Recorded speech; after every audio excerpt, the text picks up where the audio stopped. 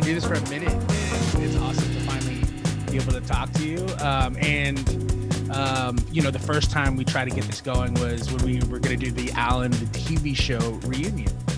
Right. And so that's basically what I'm trying to do. Is like with this is when we started doing Good Vibes.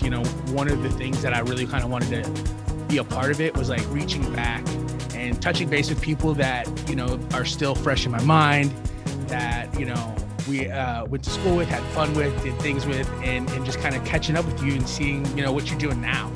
And so I'm so glad to have our first guest, if you will, on this new segment. I don't have a name for it yet. Maybe you can help me out with what to call it. But I'm excited to have you on and be able to talk to you anyway. And just thank you for having me.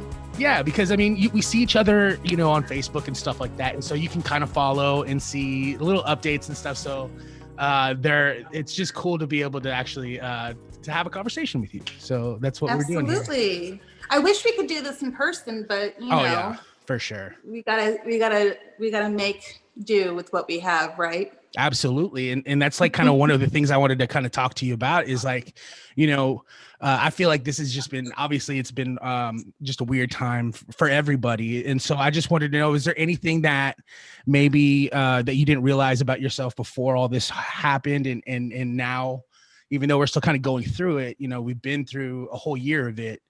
Like, how do you, is there anything that was revealed to you about yourself that maybe you didn't know that is more clear to you now? Well, it's funny. I think I was quarantining before quarantine was a thing. Okay. Yeah. It's easy to do that out here in the boonies is what I call it. The east, far east. Yeah, we're at Lake Fork in East Texas. So we're definitely in the woods, piney woods for sure. So it was easy to escape the crazy. I mean, my mom still lives in Allen. She still lives on 902. Okay. I know you were a fellow. Yeah. You were a fellow 902er. Right on. But it's crazy to go to Allen and see that it's still like, it's very much Allen, but still it's changing tremendously. It's like, it's just a melting pot over there. And where we're from, where we live, you go back in time. So, what has that been like for you? Is that been like a transition?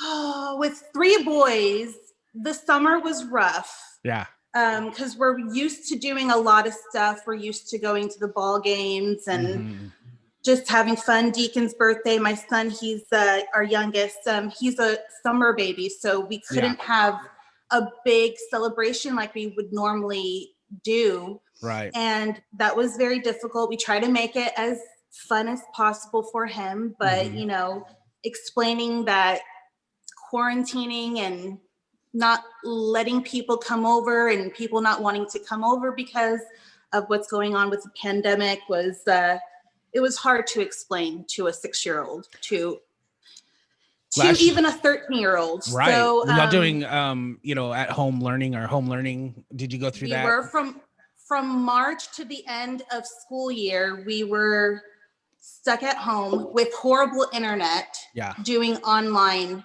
schooling. And my husband works from home, so we had to make sure we were tiptoeing around him because he's usually on the phone with conference calls all day long. And congratulations, by the way, 17 years. Is that right? 17 years? 15 years married. Okay. 17 plus years together. That's amazing. What's else like, I know, people, there's cliche to say that, when you come across couples like yourselves, you talk about, what's the secret? And I know that relationships are tough and maybe it's not one secret, but what has worked for you guys that has given to your success and been able to last as long as you guys have? Complete and utmost honesty. Like transparency is, I mean, it was hard getting there, not for me, for Jason, but getting there was definitely a process. But yeah, being completely honest, like an open book, like, just being completely honest, whether you like it or not, is basically. And we lived with his parents for 2 years. Mhm. And if you could live with your significant other's parents and still come out of it Man. alive. Yeah, kudos to you guys. Heck yeah. I And mean, then, and, you know, that's what it that was like. difficult. That was kind of like the storyline going into whenever all this stuff first happened, is like, you know, how our relationship's going to handle being, you know, we're so used to working and being out in the world, and then you know, you're finally kind of locked in with your with your significant other for, you know, all time. But that's what's Yeah. cool. I mean, there's obviously there's some good things and some things that we had to work through, but I thought that was really cool. You said when you moved back or moved to East, it felt like going back in time, and I felt like this time period has kind of been like that, because you have been able to kind of get back to the family unit and get back to having those intimate conversations and having those times with each other, which is so it's a silver lining in all of this to me, is just being able to connect with each other in that way. And Absolutely. I thought it was really awesome. You know, being a boy mom, is that something that you like ever thought that you would end up being, and how do you like it? It seems like you're taking to it. I see you go fishing quite a bit. Fishing is our life. Like, you know, living at the lake, there's not much to do besides that, you know, but Lake Fork is pretty low, and my father-in-law, his boat can't be put in the water unless the water is at a good height. I think that's the right Sure, that makes nomenclature. sense. I don't know. Yeah, no, that makes sense.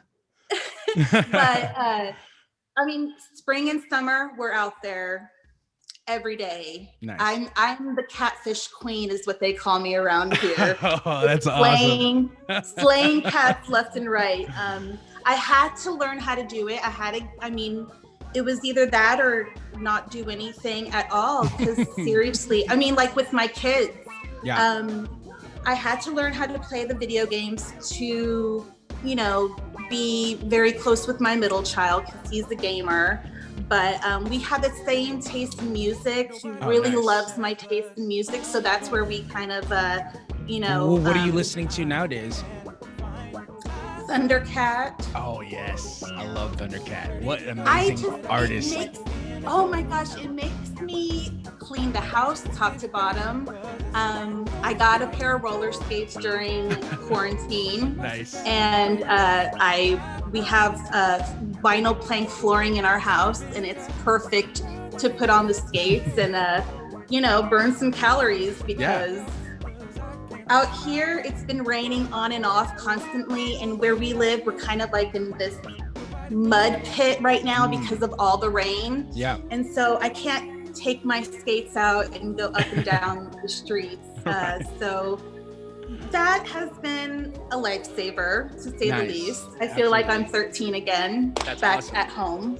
Exactly. Well, back then, I mean, one of those things, I think if we asked anybody that we went to school with, you know, what are the things that you remember from Devaney? Cheerleading would be one of them. And then acting, right? Like you did a lot of acting. You were in theater. You did Alan the TV show. Like thinking back on that time, you know, like what did you like? Where did all that come from? Where did you always wanted to kind of get into theater, or is that just something that kind of came from the cheerleading? Well, cheerleading just happened by chance. Like, I knew I played 7th and 8th grade basketball, and that was my jam. But I knew that the girls were just going to get taller and I was going to stay the same height, because, you know, I'm a short stack, and stayed at 5'2" for like forever.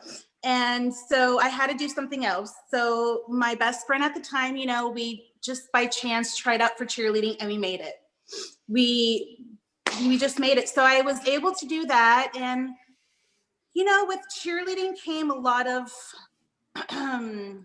cliquey situations that I was not privy to. I did not like. I wouldn't say that. Yeah, exactly. I would actually say that, you know, for any of the tropes that are said about, you know, high school cheerleaders and those types of things, you definitely broke the stereotype for sure, I would say. Yeah, thanks.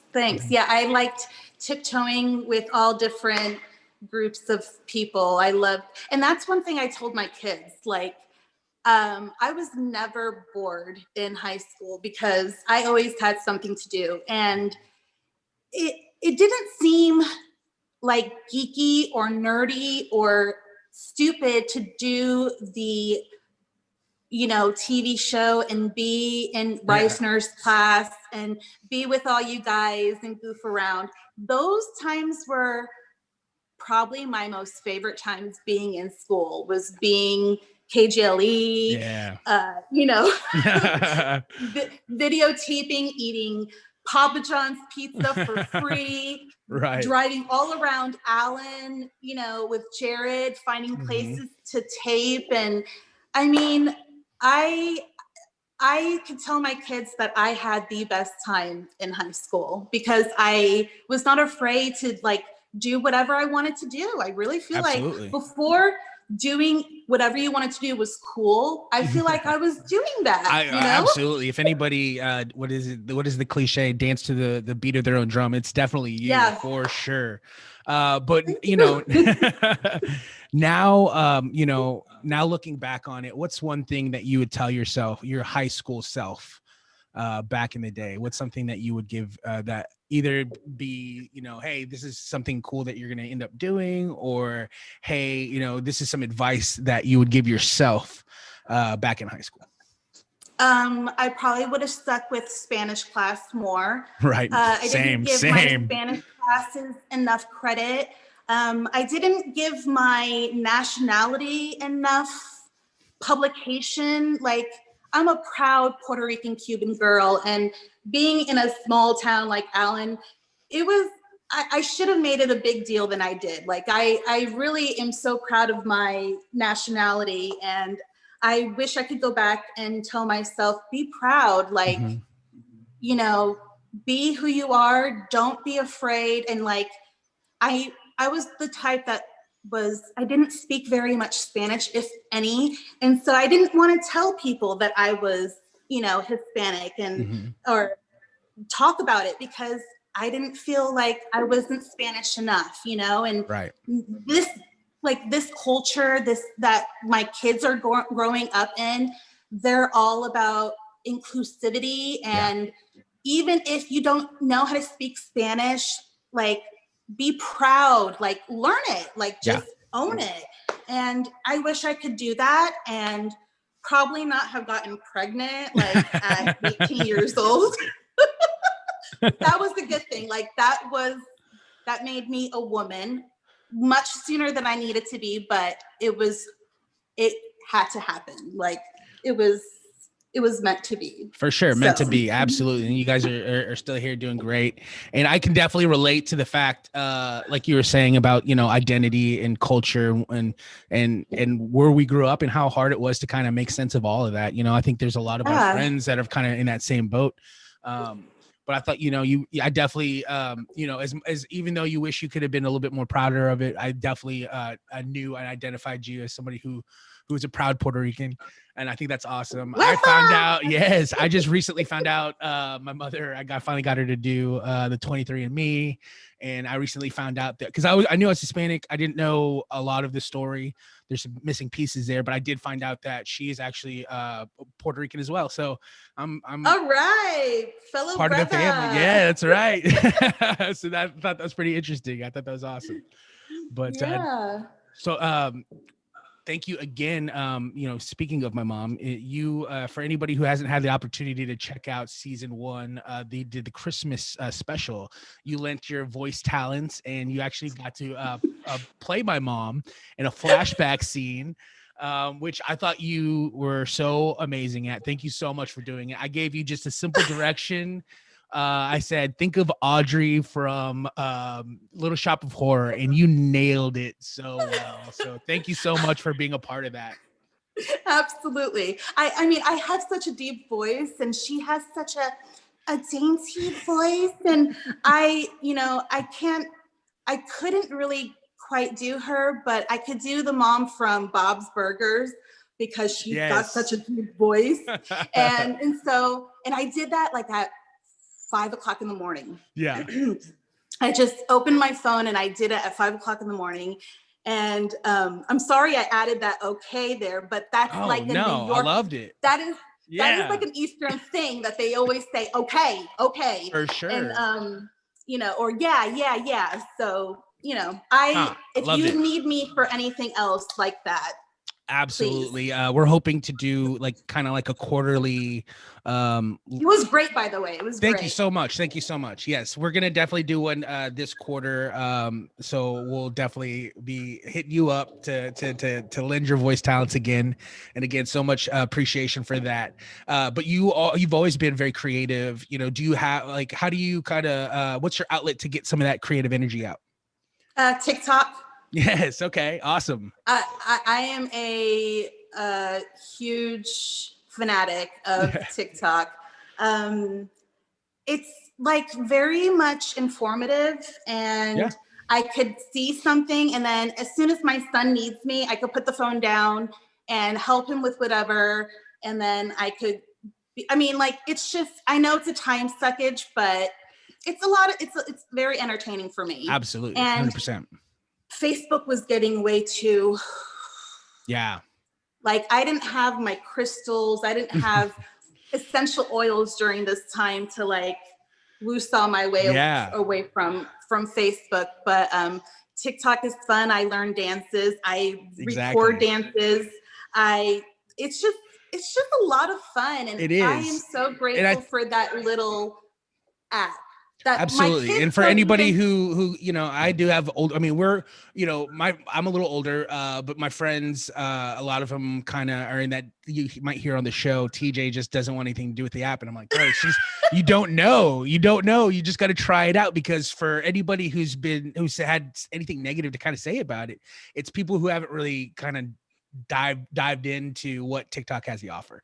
Because like you said, you know, there's all kinds of cool, you can do recipes, you could do dances, you could you know, for creatives like ourselves, you can do little short films, you know, you can do whatever you want with it, and it's very entertaining, and it's short little bites like you were saying, so you can pick it up and put it down and do what you want with it. But it's really fun, so that's cool. I think that's awesome. And I have to keep in touch with everything that is current because of my children. It would not be smart for me to like be completely in the clouds of everything that's around me. Like I have to be in it. I have to know the lingo.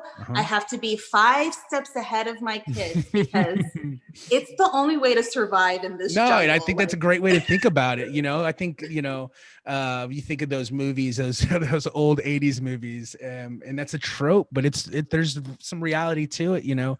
I think as our generation has become adults and had families, I think that it's a benefit for the world, really, because there's people like yourself who are forward thinking and saying, you know what, I'm not going to hold on to what I know and say, you need to learn this. I'm going to learn what you're learning, and I'm going to be a part of it. And I think that's great. Great advice for anybody who has a family and wants to connect to a young person. Like that's a great way to do about it. So I think that's awesome. I'm raising little humans that I need to be like the best. I have to be the best version of myself, so they will mirror that at least a little bit. Raising boys, I don't know a thing about girls, but I am a girl. So right.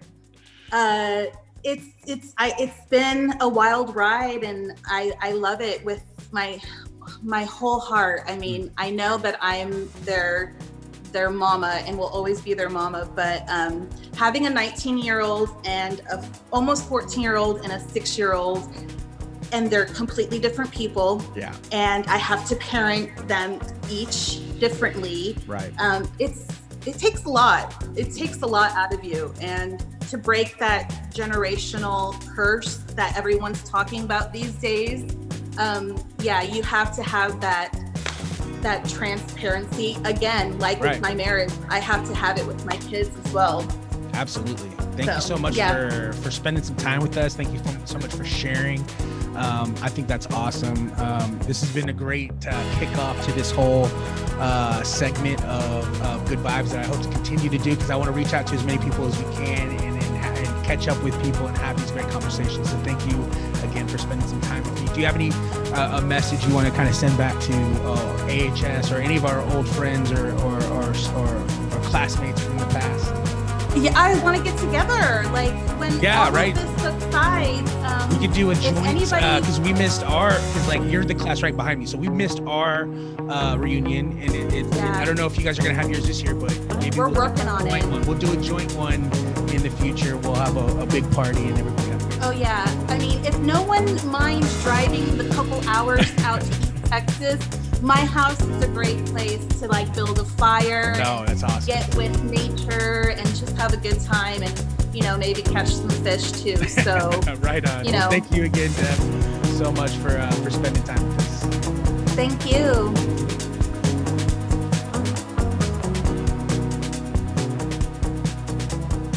Sit, Ubu, sit. Good dog.